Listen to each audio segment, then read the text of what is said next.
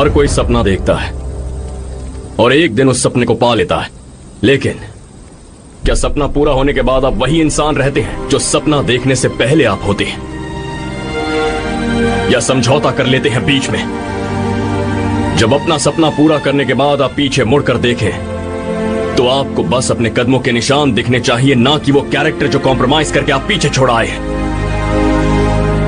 अपने कैरेक्टर को खोने का मतलब है अपनी जिंदगी को